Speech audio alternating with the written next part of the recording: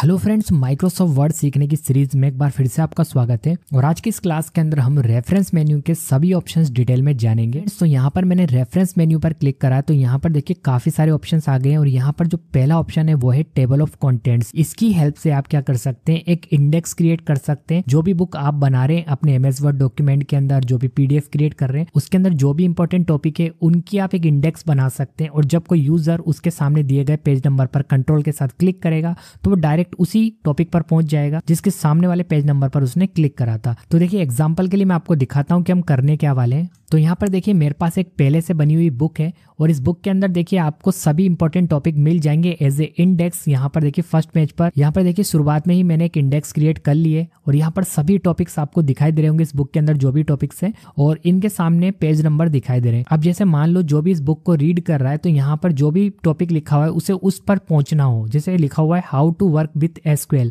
इस पर जाना हो तो क्या करना पड़ेगा, जस्ट इसके सामने जो पेज नंबर दिया है उस पर आपको माउस का पॉइंटर लेके जाना है और कंट्रोल के साथ क्लिक कर देना है। तो देखो डायरेक्ट उसी टॉपिक पर पहुंच जाएगा वो जो भी इस बुक को रीड कर रहा होगा। तो ये कैसे बनाया, ये बनाया है हमने रेफरेंस मेन्यू के अंदर टेबल ऑफ कंटेंट्स से। और ऐसी ही इंडेक्स आपने बुक में भी देखी होगी। जब आप बुक वगैरह रीड करते हैं तो उसमें भी इंडेक्स होती है। आपको डायरेक्ट किसी टॉपिक पर जाना होता है तो आप पेज नंबर के थ्रू उस टॉपिक पर पहुंच जाते हैं।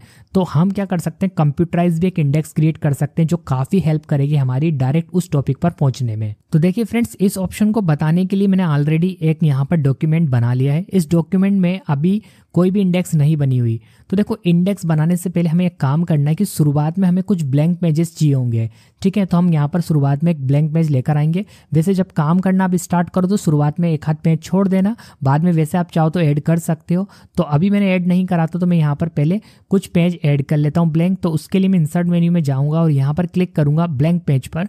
तो यहाँ पर देखो शुरू में एक ब्लैंक पेज आ चुका है। मैं एक काम करता हूँ, एक ब्लैंक पेज और ले लेता हूँ। तो यहाँ पर मैंने 2 ब्लैंक पेज ले लिए। अब दूसरा काम आपको क्या करना है, आप जो भी बुक बना रहे हैं या जो भी डॉक्यूमेंट बना रहे हैं जिसकी भी आपको इंडेक्स बनानी है, यानी जिन जिन टॉपिक्स की आपको इंडेक्स बनानी है पहले उन्हें आपको हेडिंग बनाना पड़ेगा। अभी देखिए इस फाइल के अंदर कोई भी टॉपिक हेडिंग नहीं बना हुआ, तो मुझे सबसे पहले हेडिंग बनाना पड़ेगा, तभी वो टेबल ऑफ कंटेंट्स वाला जो ऑप्शन है वो काम करेगा। तो इसके लिए मैं क्या करूंगा, यहाँ पर सेलेक्ट करते जाऊंगा और हेडिंग बना लेता हूँ। तो सबसे पहले मैं व्हाट इज SQL इसे सेलेक्ट करता हूँ। ओके, मैंने व्हाट इज SQL इसे सेलेक्ट करा और अब मैं क्या करता हूँ, होम मेन्यू में जाता हूँ और यहाँ पर हेडिंग 1 इस पर क्लिक करता हूँ। तो देखो ये हेडिंग बन गई। ऐसे में जो नेक्स्ट टॉपिक है व्हाट इज डेटा, इसको सेलेक्ट करता हूँ और फिर से मैं क्या करता हूँ, हेडिंग बना देता हूँ। तो यहाँ पर मैंने हेडिंग 1 पर क्लिक करा सेलेक्ट करने के बाद, तो एक और हेडिंग बन गई। ऐसे आपको भी क्या करना है कि आपके डॉक्यूमेंट में आपको जिन भी टॉपिक को इंडेक्स के रूप में शो करना है तो पहले उन्हें सेलेक्ट करना और हेडिंग बना लेना। तो मैं एक काम करता हूँ, पहले जितने भी टॉपिक्स है उनको हेडिंग बना लेता हूँ और फिर मैं आपको आगे बताता हूँ। ओके फ्रेंड्स, तो मैंने इस डॉक्यूमेंट में जितने भी टॉपिक्स थे जिन्हें मुझे एज ए इंडेक्स शो करना था उनको मैंने हेडिंग बना दिया है। अब मैं क्या करूंगा, जो शुरुआत में मैंने ब्लैंक पेजेस लिए थे उस पर जाऊंगा और यहाँ पर मैं अपना कर्सर रखूंगा। कर्सर रखने के बाद और यहाँ पर मेरे को जाना पड़ेगा रेफरेंस मेन्यू के अंदर और अब मुझे यहाँ पर क्लिक करना होगा टेबल ऑफ कंटेंट्स के ऊपर। तो मैंने जैसे इस ऑप्शन पर क्लिक करा तो मुझे यहाँ पर 3 इनबिल्ट डिजाइन मिल जाएगी। तो यहाँ से मैं अपने रिक्वायरमेंट के हिसाब से सेलेक्ट कर सकता हूँ। आप एक बार देखो चेंज करके देख लेना। मैं यहाँ से फर्स्ट वाली ले रहा हूँ तो मैंने इस पर क्लिक करा तो यहाँ पर देखो मुझे एक इंडेक्स मिल गई है, ठीक है। आप चाहो तो इसको एडिट कर सकते हो। यहाँ पर कंटेंट्स की जगह आप चाहो तो अपनी बुक का नाम लिख सकते हो। तो यहाँ पर हमें एक इंडेक्स मिल गई है। देखो सभी टॉपिक्स यहाँ गए जिन्हें हमने हेडिंग बनाया था और उनके सामने पेज नंबर आ गया है। अब मैं देखो अगर किसी भी पेज नंबर पर क्लिक करता हूँ कंट्रोल के साथ तो मैं वहीं पहुंच जाऊंगा। देखो व्हाट इज टेबल इस पर आ गया मैं। तो इस तरह से फ्रेंड्स आप इंडेक्स क्रिएट कर सकते हैं। ये काफी हेल्प करती है डायरेक्ट किसी भी टॉपिक पर जाने में। अब देखिए फ्रेंड्स, मान लो आपने अपने डॉक्यूमेंट में एक नया टॉपिक ऐड करा है, उस टॉपिक को आपको इंडेक्स में शो करना हो तो कैसे करेंगे। तो पहले हम एक काम करते हैं, एक नया टॉपिक ऐड करते हैं। तो वो यहाँ पर देखो मैं लास्ट में जाता हूँ और यहाँ पर मुझे ऐड करने की जरूरत नहीं है। मैंने कुछ छोड़ दिए थे टॉपिक जिन्हें मैंने हेडिंग नहीं बनाया था। तो आप मान के चलना कि इन्हें मैंने दोबारा से लिखा है। तो यहाँ पर देखो जहाँ लिखा हुआ है ड्रॉप डेटाबेस, में इसे सेलेक्ट करूंगा और सेलेक्ट करने के बाद मैं इसे सबसे पहले तो हेडिंग बनाऊंगा। तो मैंने इसे हेडिंग 1 बना दिया। तो मैंने सेलेक्ट करा और हेडिंग तो कर ही लिया और एक टॉपिक और है यहाँ पर, इसे भी सेलेक्ट करके मैं क्या करता हूँ, हेडिंग बना देता हूँ। ओके, अब हमें करना क्या है, हमें शुरुआत में जाना है और जहाँ पर हमारी इंडेक्स है यहाँ पर हम आ गए और यहाँ पर हम क्लिक करेंगे इसके अंदर और यहाँ पर ही हमें ऑप्शन मिल जाएगा अपडेट टेबल। चाहे तो हम यहाँ क्लिक कर सकते हैं और चाहे तो हमें यहाँ भी ऑप्शन मिल जाएगा अपडेट टेबल का, इस पर हम क्लिक कर सकते हैं। तो इस पर क्लिक करते हैं और यहाँ पर हमें ऑप्शन मिलेगा कि हमें पूरी इसको अपडेट करना है क्या, तो हम ये वाला ऑप्शन सेलेक्ट कर लेंगे अपडेट एंटायर टेबल और ओके कर देंगे। तो यहाँ पर देखिए लास्ट में जो नए टॉपिक हमने ऐड करे थे वो भी आ चुके हैं। ठीक है, एक बार क्लिक करके भी दिखा देता हूँ। देखो यहाँ पर पहुंच गए हम। अब देखिए फ्रेंड्स, यहाँ पर आपको कुछ ऑप्शंस और मिल जाएंगे टेबल ऑफ कंटेंट्स के अंदर। आप जब इस पर क्लिक करेंगे तो यहाँ पर आपको मिलेगा कस्टम टेबल ऑफ कंटेंट्स, आपको इस पर क्लिक करना है और इसके अंदर आपको देखिए कुछ ऑप्शंस मिलेंगे। जैसे आपको ये यहाँ पर पेज नंबर शो नहीं करना, ओनली टॉपिक शो करना है, तो आप यहाँ से हटा सकते हैं। देखो यहाँ पर मैं ओके कर देता हूँ, इस टिक को मैंने हटाया और ओके किया तो पेज नंबर हट जाएंगे, रिप्लेस करने के लिए बोल रहा है। तो यहाँ पर देखो केवल टॉपिक रह गए। अगर मैं कंट्रोल के साथ इन टॉपिक पर क्लिक करूंगा तब भी मैं वहीं पहुंच जाऊंगा। आप चाहो तो पेज नंबर शो कर सकते हो, आप चाहो तो हटा सकते हो। वापस लेकर आता हूं मैं, यहाँ पर कस्टम पर क्लिक करता हूं और ओके कर दूंगा तो वापस आ जाएगा। अब देखिए यहाँ पर इसके अंदर आपको दिखाई दे रहा है शो लेबल्स। इससे आप जो यहाँ पर इंडेक्स बना रहे हैं टॉपिक्स की, उनकी लेबल सेट कर सकते हैं। मतलब कि यहाँ पर अगर 1 सेट है तो जब आप हेडिंग 1 बनाएंगे तभी वो यहाँ पर शो होगी इंडेक्स के अंदर, अदरवाइज शो नहीं होगी। अब अगर आपको टॉपिक के अंदर एक और सब टॉपिक बनाना है और उसकी भी इंडेक्स चाहिए तो यहाँ से आप इंडेक्स का जो लेवल है वो 2 कर सकते हैं। तो यहाँ पर देखिए हेडिंग 2 आ गया है। इसका मतलब कि अगर आप किसी टॉपिक की हेडिंग 2 कर देते हो तो वो भी इंडेक्स के अंदर शो हो जाएगा। ठीक है, तो देखो मैं आपको दिखाता हूँ इसका मतलब क्या हुआ है। तो मैंने यहाँ से ओके तो कर दिया इसे और अब देखो क्या करना है मुझे। तो यहाँ पर देखो अब मैं क्या करूंगा, किसी एक टॉपिक को, जैसे मैं यहाँ पर लिखा हुआ है data is a collection of information, इसे सेलेक्ट करता हूँ और होम मेन्यू में जाकर यहाँ पर इसकी जो हेडिंग है वो 2 कर देता हूँ। अब देखो इससे ये होगा कि यहाँ पर भी मैं उस टॉपिक को शो करूंगा इंडेक्स के अंदर। तो मुझे क्या करना है, रेफरेंस में जाना है और यहाँ पर बस अपडेट टेबल पर क्लिक करना है और अपडेट एंटर टेबल पर क्लिक कर देना है। तो यहाँ पर देखो data is a collection of information ये भी ऐड हो गया है, बट ये सब टॉपिक बनकर आया है, इसके नीचे आया है क्योंकि मैंने यहाँ भी मिल जाएगा ऑप्शन। देखो एड टेक्स्ट के अंदर 2 ही लेवल आ रहे हैं, लेवल 1 और लेवल 2, कि आपने 2 लेवल तक की इंडेक्स क्रिएट कर रखी है। अब इसके अंदर अगर आपको और लेवल चाहिए तो आप यहाँ पर जाएं, कस्टम टेबल ऑफ कंटेंट में जाएं और यहाँ पर लेवल जो है 3 कर दें। तो फिर अगर आप हेडिंग 3 बनाएंगे तो वो भी शो हो जाएगी। तो कुल मिलाकर अगर आप हेडिंग 2 भी सेलेक्ट करते हैं किसी टॉपिक की या हेडिंग 1 भी सेलेक्ट करते हैं तो हेडिंग 1 और हेडिंग 2 वाले टॉपिक ही यहाँ पर इंडेक्स में शो होंगे, अदरवाइज वो शो नहीं होंगे। तो इस तरीके से आप कुल मिलाकर एक इंडेक्स क्रिएट कर सकते हैं अपने डॉक्यूमेंट के लिए। इसके बाद देखिए फ्रेंड्स, यहाँ पर जो अगला ऑप्शन है वो है हमारे पास इंसर्ट फुट नोट और इंसर्ट एंड नोट। यहाँ पर इसकी हेल्प से आप क्या कर सकते हो, कोई एक्स्ट्रा नोट लगा सकते हो अपने पैराग्राफ के लिए ताकि आपको याद रहे कि इसके अंदर कुछ चेंजेस करना है। तो कुल मिलाकर ये नोट लगाने के लिए होता है। अब इसको आप अपने तरीके से किसी भी काम के लिए यूज में ले सकते हैं, बट ये लगता कैसा है और दिखाई कैसे देता है इसको पहले मैं आपको समझा देता हूँ, फिर आप इसे अपने हिसाब से यूज में ले सकते हैं। तो यहाँ पर मैं एक पैराग्राफ लेकर आता हूँ, उसके लिए मैंने यहाँ पर रेंड फंक्शन का यूज़ करा ताकि मैं एक पैराग्राफ लेकर आ सकूँ। और रेंड एक फंक्शन है जिससे कुछ लिखा हुआ पैराग्राफ आ जाता है और इसे ऑलरेडी मैंने आपको शुरुआत वाली वीडियो में बता दिया डिटेल में। अब देखो यहाँ पर मैं इस पैराग्राफ के लिए, मान लो मैं कोई बुक लिख रहा हूँ और यहाँ पर मुझे इस पैराग्राफ के अंदर कुछ चेंजेस करने हैं, बट अभी नहीं करना चाहता, बट मैं याद रखना चाहता हूँ कि मुझे यहाँ पर कुछ चेंजेस करना है इस पैराग्राफ के अंदर। तो यहाँ पर मैं अपनी नॉलेज के लिए, ताकि मुझे याद रहे कि यहाँ पर मुझे चेंजेस करना है, तो मैं एक नोट लगा कर रख सकता हूँ। तो मैं नोट लगाने के लिए 2 तरीके का यूज़ कर सकता हूँ।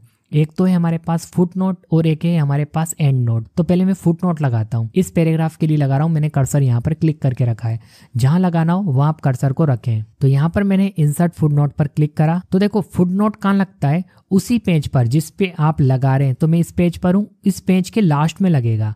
ठीक है, हमेशा पेज के लास्ट में लगेगा फुट नोट, जिस पेज पर जिस भी पैराग्राफ के लिए आप लगा रहे हैं। तो जो पैराग्राफ है हमारा वो पेज नंबर 1 पर है, तो इसी पेज पर ये लास्ट में चला गया और यहाँ पर हमें कर्सर ब्लिंक करता हुआ दिखाई दे रहा है। तो यहाँ पर मैं इस पैराग्राफ के बारे में जो भी एक्स्ट्रा लिखना चाहता हूँ वो लिख सकता हूँ। तो यहाँ पर फिलहाल मैं लिख देता हूँ आई विल चेक दिस। तो मैं इसे चेक करूंगा, मतलब मुझे ये याद रखना है कि मुझे इसे चेक करना है। तो देखो अब पता कैसे लगेगा कि मैंने यहाँ पर कुछ हिंट लगा रखी है। तो देखो ये यहाँ पर पता लग गया कि यहाँ पर ये, मैं इस पर क्लिक करूंगा तो देखो डबल क्लिक करूंगा तो मुझे वहीं भेज देगा, या फिर मैं इस पर कर्सर को होल्ड करके रखूंगा तो ये मुझे बता देगा कि यहाँ पर मैंने कुछ अपने लिए हिंट लगाई थी, आई विल चेक दिस। तो मुझे बाद में अगर इसे चेक करना हुआ तो मैं इसे चेक कर लूँगा। तो कुल मिलाकर ये एक तरह का नोट लगता है। जैसे हम कई बार क्या करते हैं, बुक में नोट वगैरह लगा के लिख लेते हैं कि हमें यहाँ पर कुछ काम करना है, तो उसी तरीके से हम अपने डॉक्यूमेंट में भी नोट लगा सकते हैं। तो एक तरीका तो ये हो गया फुट नोट के थ्रू। एक तरीका और है फ्रेंड्स नोट को लगाने का, दोनों का काम एक ही है कि आप नोट लगा सकते हैं, बट एक थोड़ा सा डिफरेंस है।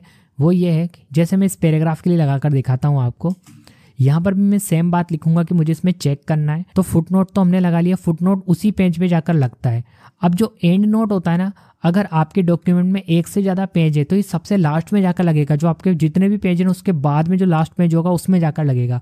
तो एग्जांपल के लिए हम एक काम करते हैं, सबसे पहले तो एक पेज को ऐड कर लेते हैं क्योंकि अभी इस डॉक्यूमेंट में एक ही पेज है। अब देखो मैं यहाँ पर लगाना चाह रहा हूँ इस पैराग्राफ पर एक नोट कि मुझे बाद में इस पैराग्राफ को चेक करना है। ओके, और यहाँ पर मैं रेफरेंस मेन्यू में आता हूँ और यहाँ पर मुझे मिलेगा इंसर्ट एड नोट। तो इस पर क्लिक करता हूँ तो देखो ये कहाँ चला गया, पेज के लास्ट में, जो सबसे लास्ट वाला पेज है। तो फिलहाल इस डॉक्यूमेंट में सबसे लास्ट पेज कौन सा है, पेज नंबर 2, क्योंकि 2 ही तो पेज है। तो यहाँ पर मैं पेज नंबर 2 पर सबसे लास्ट में आ गया हूँ और यहाँ पर मैं जो लिखना चाहूँ लिख सकता हूँ याद रखने के लिए। तो मैंने यहाँ पर लिख दिया आई विल चेक दिस, मैं इसे चेक करूंगा। ठीक है, मैंने ऐसे लिख दिया। अब देखो कैसे पता लगेगा कि यहाँ पर एंड नोट लगा हुआ है। फुट नोट में यहाँ पर नंबर लगा हुआ आता है और एंड नोट में यहाँ पर ऐसे आई ऐसा दिखाई देगा आपको। तो यहाँ पर जब मैं इस पर कर्सर लेकर जाऊंगा तो यहाँ पर जो भी मैंने नोट लगा रखा है वो मुझे शो हो जाएगा। तो यहाँ पर शो हो रहा है आई विल चेक दिस, और मैं चाहूँ तो यहाँ पर नेक्स्ट कर भी देख सकता हूँ। अगर मैं नेक्स्ट करता हूँ तो मुझे बता दिया जाएगा कि अपने डॉक्यूमेंट में मैंने कितने नोट लगा रखे हैं, तो यहाँ पर मुझे पता लग जाएगा। ऐसे मैं चाहूँ तो यहाँ से एंड नोट भी चेक कर सकता हूँ, कोने पे क्लिक करूंगा तो मुझे नेक्स्ट जितने भी मैंने यहाँ पर नोट लगा रखे होंगे, चाहे वो एंड नोट हो या फिर फुट नोट हो,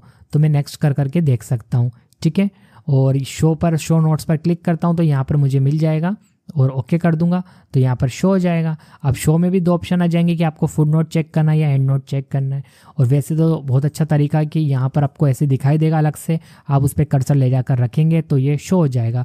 तो मुझे बाद में पता लग जाएगी कि मुझे इसके अंदर कुछ चेंजेस करना था। तो कुल मिलाकर ये रिमाइंडर की तरह काम करता है ताकि आप फ्यूचर में इसके अंदर कुछ चेंजेस कर पाओ। तो इसे आप अपने हिसाब से यूज में ले सकते हैं। इसके बाद देखिए फ्रेंड्स, रेफरेंस मेन्यू में जो अगला ऑप्शन है वो है इंसर्ट सिटेशन का। और इसका यूज आप कब करेंगे, जब आप MS वर्ड के अंदर कोई ऐसी फाइल तैयार कर रहे हैं, ऐसा डॉक्यूमेंट तैयार कर रहे हैं या फिर कोई बुक बना रहे हैं और उसके अंदर जो आप पैराग्राफ लिख रहे हैं वो किसी आपने दूसरी बुक से लिया है, उसका ऑथर उसका पब्लिशर कोई और है, वो आप नहीं हो, या फिर आपने किसी वेबसाइट से टेक्स्ट को कॉपी करके यहाँ पर पेस्ट करा है, तो आपको उस वेबसाइट के ओनर की, उस बुक के ओनर की इंफॉर्मेशन अपने पैराग्राफ के नीचे देनी पड़ती है।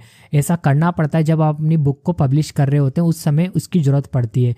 तो आप उस पैराग्राफ के नीचे उस ऑथर का नाम दिखा सकते हैं, उस वेबसाइट का लिंक दे सकते हैं जहां से आपने उस पैराग्राफ को कॉपी किया था। तो एग्जांपल मैं आपको दोनों का दिखाऊंगा। जब आप किसी वेबसाइट से टेक्स्ट को कॉपी कर रहे हैं तब क्या करना है, और जब आप किसी बुक से टेक्स्ट को यहाँ पर राइट कर रहे हैं तो कैसे आपको ऑथर की इन्फॉर्मेशन पैराग्राफ के नीचे देनी है, ये मैं आपको बताने वाला हूँ। तो देखिए सबसे पहले हम मान के चलते हैं कि ये जो पैराग्राफ है जहाँ लिखा हुआ है to make your document look professionally, और इस पैराग्राफ को हमने किसी बुक से राइट करा है, मतलब इसके ओरिजिनल मालिक हम नहीं है, इसका ऑथर इसका पब्लिशर कोई और है, बट ये पैराग्राफ अच्छा था तो इसे हमने हमारी बुक में यूज करा है। तो हम क्या कर सकते हैं, उस ऑथर की उस पब्लिशर की इन्फॉर्मेशन यहाँ दे सकते हैं। तो कैसे देंगे, तो मान के चल रहे हैं ये वही पैराग्राफ है, तो हम क्या करेंगे, इस पैराग्राफ के नीचे कर्सर को रखेंगे और यहाँ पर इंसर्ट सिटेशन में जाएंगे और इस पर क्लिक करने के बाद हमें मिलेगा ऑप्शन एड न्यू सोर्स, इस पर क्लिक करना है और यहाँ पर हमें सबसे पहले ये सेलेक्ट करना है कि ये जो पैराग्राफ है हमने किसी वेबसाइट से लिया है या बुक से लिया है। तो जैसा कि अभी मैं आपको बुक का एग्जांपल दे रहा हूँ तो यहाँ से मैं बुक सेलेक्ट कर लूंगा। वैसे यहाँ पर आपको और भी ऑप्शन मिल जाएंगे, अगर आपने इन किसी माध्यम से उस टेक्स्ट को लिया है तो आपको यहाँ से बस वही सेलेक्ट करना है और इन्फॉर्मेशन को फिल करना है। तो एग्जाम्पल तो अभी मैं आपको बुक का दे रहा हूँ, तो यहाँ से मैं बुक सेलेक्ट कर लेता हूँ। तो यहाँ पर ऑथर का नाम आ जाएगा। तो एग्जाम्पल के लिए अभी मैं कुछ भी लिख देता हूँ, जिसे मैं यहाँ पर कमल सिंह कर देता हूँ। और यहाँ पर इस ऑप्शन को आप चाहो तो चेक रख सकते हो अगर आपके पास इसकी इन्फॉर्मेशन है तो। वैसे जब आप किसी कंपनी वगैरह में काम करेंगे तब आपको ऑटोमेटिक ये डिटेल दी जाएगी, आपको केवल फिल करना होगा। बट अभी एग्जाम्पल है तो मैं आपको बता देता हूँ। टाइटल में आप उस बुक का नाम डाल सकते हैं या फिर आपने जो भी पैराग्राफ के अंदर लिखा है उसके बारे में शॉर्ट इन्फॉर्मेशन यहाँ लिख सकते हैं। फिलहाल मैं यहाँ पर कुछ भी लिख देता हूँ, डेमो लिख देता हूँ, ओके, क्योंकि मैं भी आपको डेमो दे रहा हूँ। ईयर के अंदर आप क्या कर सकते हैं, वो जो बुक है उसका ईयर एंटर कर सकते हैं जिससे आपने इस टेक्स्ट को यहाँ पर राइट करा है। तो यहाँ पर मैं लिख देता हूँ एग्जाम्पल के लिए 2018 और यहाँ पर सिटी आ जाइए कोई भी, तो मैंने यहाँ पर लिख दिया है सिटी इंदौर, ठीक है। और यहाँ पर आएगा पब्लिशर का नाम, तो यहाँ पर मैं लिख देता हूँ राज। तो फ्रेंड्स यहाँ पर आपको इन्फॉर्मेशन बिल्कुल सही देनी पड़ेगी जब आप इसे एक्चुअल में यूज़ में ले रहे होंगे। अभी मैं आपको केवल एक डेमो दे रहा था इसलिए मैंने यहाँ पर सिर्फ डेमो इन्फॉर्मेशन डाली है, उसके बाद मैं ओके कर दूंगा। तो देखिए फ्रेंड्स, इस पैराग्राफ के नीचे एक शॉर्ट में डिटेल आ गई है। वैसे आपको लास्ट पेज में बिब्लियोग्राफी के माध्यम से पूरी इन्फॉर्मेशन देनी पड़ेगी। फिलहाल इस पैराग्राफ को मैंने जहाँ से यूज़ करा था उसके लिए मैंने यहाँ पर इंसर्ट सिटेशन एंटर कर दिया है, ठीक है।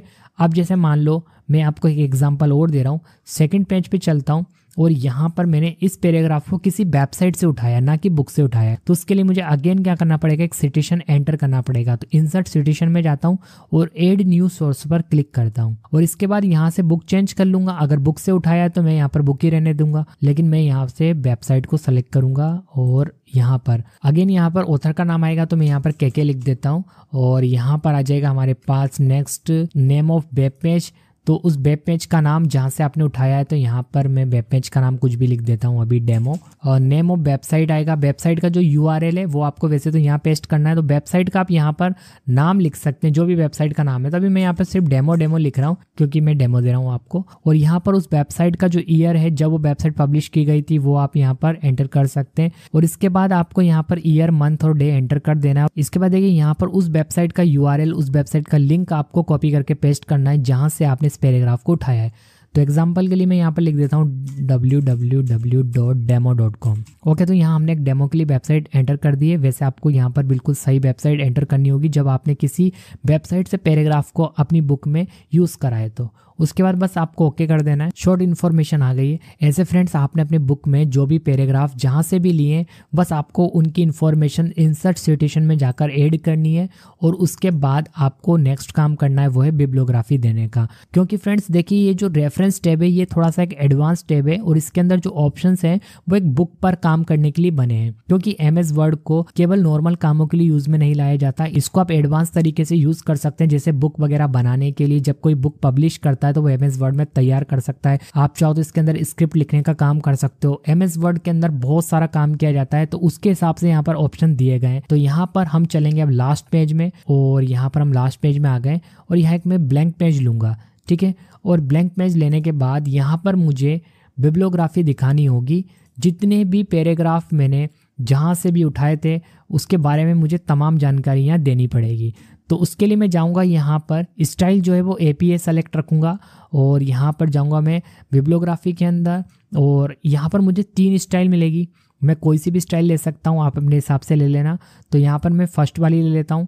तो यहाँ पर देखो मैंने केवल 2 ही पैराग्राफ के लिए सिटेशन एंटर करा था तो इन्फॉर्मेशन आ गई है। यहाँ पर देखो वेबसाइट का नाम भी आ रहा है। तो फ्रेंड्स लास्ट पेज पर बिब्लियोग्राफी को जरूर एंटर किया जाता है जब आप बुक वगैरह बना रहे होते हैं। इसके बाद देखिए फ्रेंड्स आपको यहाँ पर ऑप्शन मिल जाएगा वो है मैनेज सोर्स का। इस पर जब आप क्लिक करेंगे तो जो आपने एंट्रीज करी थी वो एंट्रीज को आप एडिट भी कर सकते हैं। जैसे देखो मैंने यहाँ पर ये 2 एंट्री करी थी जो शो हो रही है। यहाँ पर मैं इसे एडिट करना चाहूँ, कोई नई इन्फॉर्मेशन देना चाहूँ तो मैं कर सकता हूँ। चाहूँ तो मैं डिलीट भी कर सकता हूँ एंट्रीज को, यहाँ से मैं डिलीट कर सकता हूँ और यहाँ से मैं नई एंट्री भी कर सकता हूँ। तो मैं एडिट करके दिखाता हूँ आपको। एडिट पे क्लिक करता हूँ तो वापस से वही विंडो खुली है। तो मैं यहाँ पर एडिटिंग कर सकता हूँ अगर मेरे से नाम में कोई गलती वगैरह हो गई है तो, ठीक है। और डिलीट करना है तो मैं डिलीट भी कर सकता हूँ। तो यहाँ से देखो मैंने डिलीट कर दी। तो फ्रेंड्स इस तरीके से इस ऑप्शन का यूज किया जाता है। इसके बाद देखिए फ्रेंड्स यहाँ पर जो नेक्स्ट ऑप्शन है वो है इंसर्ट कैप्शन का। और यहाँ पर आप क्या कर सकते हैं इस ऑप्शन से वो आपको यहाँ पर देखना पड़ेगा। तो यहाँ पर इस ऑप्शन को समझाने के लिए मैंने एक डॉक्यूमेंट बनाया है और यहाँ पर कुछ नहीं, इस डॉक्यूमेंट में एक टॉपिक है और यहाँ पर इसके बारे में लिखा हुआ है और यहाँ पर एक इमेज है। मान लो आप कोई बुक बना रहे हैं, अगेन यहाँ पर मैं आपको बुक का एग्जाम्पल दे रहा हूँ। यहाँ पर एक टॉपिक है, इसके बारे में लिखा हुआ है, यहाँ पर एक इमेज है। तो यहाँ पर जो ये मैंने फिगर्स लगाए ये मैंने जानबूझ के लगाए ताकि मैं आपको इस ऑप्शन को समझा पाऊँ। तो इस तरह से आपने बुक में भी देखा होगा कि जो यहाँ पर लिखा होता है उसके बारे में एक इमेज होती है। तो इसको आप किस तरीके से MS वर्ड में यूज ले सकते हैं अगर आप एक डिजिटल बुक बना रहे हैं तो वही चीज आपको यहाँ पर समझनी है। तो देखिए फ्रेंड्स इस ऑप्शन को यूज में लेने के लिए सबसे पहले मैं इस इमेज को सेलेक्ट करूंगा, उसके बाद मैं इंसर्ट कैप्शन पर क्लिक करूंगा। तो यहाँ पर देखो लिखा हुआ आ जाएगा फिगर 1। और यहाँ पर फिगर 1 क्यों लिखा रहा है, क्योंकि ये एक इमेज है और मुझे फिगर्स पर ही काम करना है। यहाँ से मैं चाहूँ तो टेबल, इक्वेशन इनको भी सेलेक्ट कर सकता हूँ, बट अभी ये एक इमेज है इसलिए यहाँ पर फिगर रखा हुआ है। उसके बाद मुझे बस यहाँ से ओके कर देना है। तो यहाँ पर फिगर 1 लिखा हुआ आ जाएगा। अब मुझे ऐसे ही दूसरी इमेज पर जाना है और यहाँ पर मैं इस इमेज को सेलेक्ट कर रहा हूँ। अगेन मैं इंसर्ट कैप्शन पे क्लिक करूंगा तो यहाँ पर ऑटोमेटिक फिगर 2 लिखा हुआ आ जाएगा और अब मैं ओके कर दूंगा। अब देखिए इससे बेनिफिट क्या मिलेगा।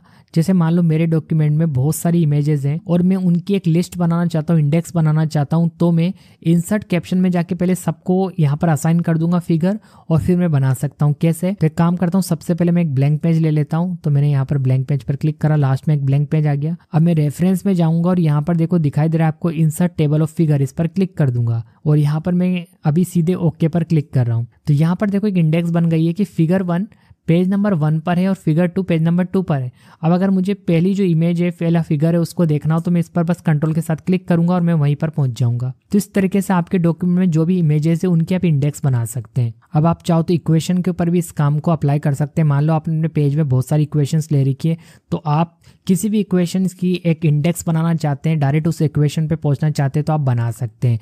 बस आपको करना क्या है कि इस हर इक्वेशन के नीचे जाकर यहाँ पर इंसर्ट कैप्शन में जाके यहाँ से आप इक्वेशन सेलेक्ट कर लेना और यहाँ पर इक्वेशन 1 इक्वेशन 2 लग जाएगा। इक्वेशन लेना मैंने आपको इंसर्ट मेन्यू में बता दिया था, आप उस वीडियो को भी एक बार जरूर देख लेना। इसके बाद देखिए फ्रेंड्स, नेक्स्ट ऑप्शन है इसी के अंदर, वो है क्रॉस रेफरेंस। और इस ऑप्शन को मैंने आपको डिटेल में इंसर्ट मेन्यू के अंदर बता दिया। देखो यहाँ पर भी एक क्रॉस रेफरेंस तो मैं यहाँ पर ऑलरेडी बता चुका हूँ, तो एक बार आप इंसर्ट मेन्यू वाला वीडियो देख लेना ताकि आपको क्रॉस रेफरेंस के बारे में भी पता चल जाए।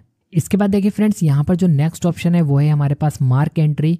और इसकी हेल्प से आप जो भी डॉक्यूमेंट बना रहे हैं या जो भी बुक बना रहे हैं उसके अंदर जो भी इंपॉर्टेंट वर्ड्स है उसकी एक इंडेक्स बना सकते हैं लास्ट पेज पर। तो कैसे करेंगे इस काम को? तो सबसे पहले आपको मार्क एंट्री पर क्लिक कर लेना है। मार्क एंट्री पर क्लिक करते ही यहाँ पर एक विंडो ओपन हो जाएगी। बस आपको कर्सर से करना क्या है, अपने इस डॉक्यूमेंट में केवल इंपॉर्टेंट वर्ड्स को सेलेक्ट करना है। ठीक है, तो यहाँ पर मैं क्या करता हूँ, सेलेक्ट करते जाता हूँ। सेलेक्ट करने के बाद जहाँ आपको दिखाई दे रहा है इस विंडो के अंदर मेन एंट्री, यहाँ क्लिक कर देना है। तो वो वर्ड जो आप सेलेक्ट करना चाह रहे हैं वो यहाँ आ जाएगा। उसके बाद आपको बस मार्क पर क्लिक करना है। मार्क पर क्लिक करते ही आपके पूरे डॉक्यूमेंट में देखो इस तरह का सिंबल आ जाएगा। बट आपको टेंशन नहीं लेनी है, बस आपको इंपॉर्टेंट वर्ड को पहले मार्क कर लेना है। इसे मैं हटा दूंगा अभी। तो जैसे देखो मैं इसके बाद यहाँ पर इस डेटा को भी मैं मार्क कर लेता हूँ। तो मैंने इसे सेलेक्ट करा और यहाँ पर क्लिक कर दूंगा जहाँ लिखा हुआ है मेन एंट्री। तो यहाँ पर डेटा आ जाएगा, मार्क कर देता हूँ। ठीक है, नेक्स्ट पेज पर जाता हूँ। यहाँ से मैं टेबल इसे मार्क कर लेता हूँ और यहाँ पर क्लिक कर देता हूँ। टेबल भी मार्क कर लिया मैंने। यहाँ क्लिक करते देखो लिखा हुआ आ गया टेबल। फिर मैं मार्क करूंगा। फिर मैं नेक्स्ट पेज पर जाता हूँ और यहाँ से मैं ले लेता हूँ डेटाबेस। जो वर्ड मुझे इंपॉर्टेंट लग रहा है मैं उसको मार्क कर रहा हूँ। तो आप अपने हिसाब से जब आपको जरूरत पड़ेगी तो आप इसको यूज में ले पाएंगे। अभी तो सिर्फ एक डेमो है, बस आप सीख लो। जब आप काम करेंगे और इसे एक्चुअल में यूज में लेंगे जब आपको और मजा आएगा। ठीक है, तो मैंने यहाँ पर मेन एंट्री में क्लिक करा तो यहाँ पर डेटाबेसेस लिखा हुआ आ गया। मैं इसे भी मार्क कर लेता हूँ। ऐसे मैं और भी वर्ड्स कर सकता हूँ बट बहुत है अभी फिलहाल के लिए।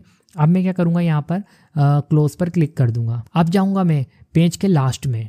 हमेशा पेज के लास्ट में किया जाता है इस काम को। तो यहाँ पर पेज का जो लास्ट है, बड़े काम करते हैं उससे पहले इस सिंबल्स हटा लेते हैं जो एक्स्ट्रा हमारे पेज में आ गए। इसके लिए होम मेन्यू में जाता हूँ और यहाँ पर देखो आपको दिखाई दे रहा है, इस पर क्लिक कर देता हूँ। हट गया। अब मैं यहाँ से इंसर्ट मेन्यू में जाके एक ब्लैंक पेज लेता हूँ। लास्ट में एक पेज आ गया है और इस पर मैं क्या करूंगा, रेफरेंस मेन्यू में जाकर इंडेक्स बना लूंगा जिन जिन वर्ड्स को मैंने मार्क किया था, जिन्हें मैं इंपॉर्टेंट मानता हूँ। इंडेक्स पर क्लिक करूंगा, इंसर्ट इंडेक्स, इस पर क्लिक करा और यहाँ पर आपको ऑप्शन मिल जाएंगे। देखो कितने कॉलम में रखना है आपको। यहाँ पर कॉलम वगैरह आप सेलेक्ट कर सकते हो, लैंग्वेज सेलेक्ट कर सकते हो, बट बाय डिफॉल्ट जो है वही बेस्ट है।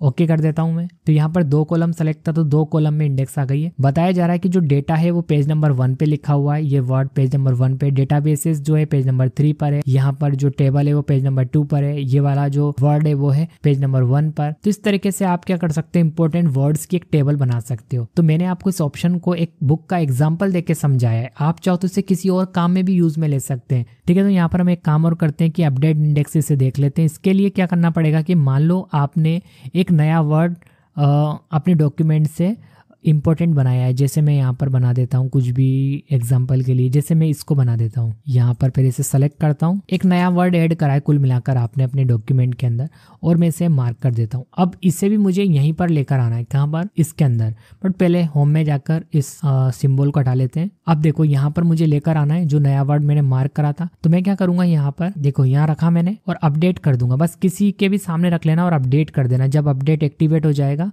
इस पर क्लिक करना तो देखो यहाँ पर ये नया वर्ड ऐड हो गया। ये पेज नंबर 3 पर है। तो इस तरीके से आप इंडेक्स बना सकते हो एक इंपॉर्टेंट वर्ड्स की। इसके बाद देखिए फ्रेंड्स, यहाँ पर जो अगला ऑप्शन है वो है मार्क सिटिशन का। देखो हमने यहाँ पर इंसर्ट सिटिशन सीखा था। इंसर्ट सिटिशन वाले इस ऑप्शन में हमने क्या करा था, उन लोगों की इन्फॉर्मेशन ऐड करी थी जिनके पैराग्राफ्स हमने हमारी बुक में यूज करे, चाहे वो वेबसाइट से करे हो चाहे बुक से करे हो। तो मार्क सिटिशन, देखो 2 ऑप्शन को मिलाकर एक ऑप्शन है, इंसर्ट सिटिशन और मार्क एंट्री। आप क्या कर सकते हैं कि इंडेक्स क्रिएट कर सकते हैं जिन जिन लोगों की आपने सिटिशन में एंट्री करी थी उनकी, उन्हें मार्क कर लो और बना सकते हैं। तो चलो हम फटाफट से देख लेते हैं इस ऑप्शन को। और यहाँ पर मान के चलते हैं कि जो व्हाट इज डेटाबेस वाला ये पैराग्राफ है मैंने किसी और बुक से यूज करा है। तो मैं इसके नीचे पहले क्या करूंगा, सिटिशन एंटर कर दूंगा। तो यहाँ पर वैसे मैं डिलीट कर चुका था इसलिए वो दिखाई नहीं दे रहे। तो मुझे यहाँ पर पहले ऐड करना पड़ेगा। तो फटाफट से इन्फॉर्मेशन ऐड कर लेता हूँ ताकि टाइम बचे, फिर मैं वीडियो कंटिन्यू करके दिखाता हूँ। ओके फ्रेंड्स, तो यहाँ पर देखिए मैंने 2 पैराग्राफ के नीचे सिटेशन को लगा दिया, यानी मैंने इन दोनों पैराग्राफ को मान के चलिए कि किसी और बुक से लिखा है। तो यहाँ पर देखो एक की इन्फॉर्मेशन मैंने यहाँ पर लगा दी है और एक यहाँ पर ऊपर भी है। ओके, देखो यहाँ पर एक, ठीक है। और कहाँ से किया इस काम को मैंने? इंसर्ट सिटेशन से किया, जो ऑलरेडी मैं आपको बता चुका हूँ। देखो यहाँ पर भी दिखाई दे रहा है। तो कुल मिलाकर अगर आपके पास बहुत सारे सिटेशन है, मतलब आपने बहुत सारी इन्फॉर्मेशन यहाँ पर सिटेशन के अंदर ऐड कर रखी है, बहुत सारे ऑथर्स हैं और बहुत सारी वेबसाइट से आपने इन्फॉर्मेशन ली थी, तो बहुत लंबी लिस्ट आ रही होगी यहाँ पर। तो अगर आपको उनमें से कुछ की इन्फॉर्मेशन लास्ट पेज पर शो करनी है, मतलब मेन की, तो आप मार्क सिटेशन से भी कर सकते हैं। तो एक काम करते हैं, हम सबसे पहले सेलेक्ट करते हैं यहाँ पर मार्क सिटेशन को और यहाँ से सेलेक्ट कर लेते हैं इन्फॉर्मेशन को। जैसे मैं यहाँ पर मार्क कर लेता हूँ, तो यहाँ मैंने कर्सर रखा और यहाँ से मैं इसे सेलेक्ट करूँगा और यहाँ पर मेरे को क्लिक करना है और देखो ऑटोमेटिक यहाँ जाएगा और मैं इसे मार्क कर दूंगा। ऐसे में जाऊँगा अगले पर और यहाँ पर मिल जाएगा मुझे अगला, ठीक है। इसे भी मैं सेलेक्ट करूँगा और यहाँ पर मैं क्लिक करूँगा तो इन्फॉर्मेशन आ जाएगी और मैं मार्क कर दूंगा। बस मेरे पास यहाँ पर 2 ही ऑथर थे तो मैंने इन्हें यहाँ पर मार्क कर लिया है। बहुत सारे होते आपके पास तो आप कुछ इस तरीके से कर सकते थे। क्लोज करूँगा, मैं लास्ट पेज पर जाऊँगा और लास्ट पेज मेरा ये रहा। और सबसे पहले मैं एक सिंबल जो यहाँ पर ये आ रहा है इसे हटा देता हूँ, होम में जाता हूँ, इस पर क्लिक करता हूँ, हट गया है, ठीक है। लास्ट पेज है हमारा। ओके फ्रेंड्स, अब मैं क्या करूंगा, यहाँ पर देखिए इस ऑप्शन में जाऊंगा, इंसर्ट टेबल ऑफ ऑथोरिटीज, इस पर क्लिक करूंगा और यहाँ से देखिए मुझे कैसे सेलेक्ट करना पड़ेगा कैटेगरी। अब देखिए कैटेगरी कहाँ पर आ रही है मैं आपको बता देता हूँ। जब आपने यहाँ पर मार्क सिटेशन से मार्क करा होगा उस समय देखो यहाँ पर आपको कैटेगरी का ऑप्शन मिल जाएगा। तो यहाँ से जब आप कैटेगरी सेलेक्ट करेंगे तो उसी कैटेगरी में जो जो आपने मार्क करे ना सिटेशन वो जाएंगे। और मैंने कैसे सेलेक्ट करके यहाँ पर जो सिटेशन है, जैसे देखो यहाँ पर मैंने जो ऑथर है वो 2 ऑथर यहाँ पर ऐड करे थे, वो मैंने केसेस के अंदर ही कर दिए थे, इसलिए मुझे यहाँ से भी केसेस ही सेलेक्ट करना पड़ेगा। लेकिन आप चाहें तो एक नई कैटेगरी दे सकते हैं। उसके लिए आपको कैटेगरी पर क्लिक करना है और यहाँ से आपको कोई भी एक नंबर सेलेक्ट करके रिप्लेस कर देना है और नई कैटेगरी का नाम आप यहाँ पर दे देना, उससे वो कैटेगरी रिप्लेस हो जाएगी जो भी आप नाम यहाँ पर देंगे, ठीक है। बस यहाँ से आप वो कैटेगरी सेलेक्ट कर लेना जो आपने क्रिएट करी है। मैंने यहाँ से केसेस ही रखा था और इसके अंदर मैंने एंट्री कर दी थी। तो अब मैं क्या करूँगा, यहाँ पर इंसर्ट टेबल ऑफ ऑथोरिटीज, इस पर क्लिक करूँगा और यहाँ से केसेस ही लूँगा और ओके कर दूंगा। तो यहाँ पर देखिए एक इंडेक्स क्रिएट हो गई है और जो मैंने 2 यहाँ पर ऑथर इंसर्ट सिटेशन से एंटर करे थे वो यहाँ पर एज ए इंडेक्स शो होने लगे हैं, ठीक है। तो मार्क सिटेशन जो ऑप्शन है वो एक तरह से आप कह सकते हैं इंसर्ट सिटेशन और यहाँ पर मार्क एंट्री, इन दोनों का यूज करके मैंने इसको यूज में लिया है, ठीक है। और अगर आप इसका कोई डिफरेंट वे में यूज करना चाहें तो आप कर सकते हैं। तो कुल मिलाकर फ्रेंड्स ये जो रेफरेंस मेन्यू है इसका यूज सबसे ज़्यादा बुक वगैरह पब्लिश करने में किया जाता है। जब आप कोई बुक वगैरह बना रहे हैं तो उस समय पर इसका यूज सबसे ज़्यादा किया जाता है। तो फ्रेंड्स ये था हमारा रेफरेंस मेन्यू। आई होप आपको वीडियो पसंद आया हो। यदि आपको वीडियो पसंद आया तो वीडियो को लाइक एंड शेयर जरूर करना। मैं मिलता हूँ आपको नेक्स्ट वीडियो में। Thanks for watching.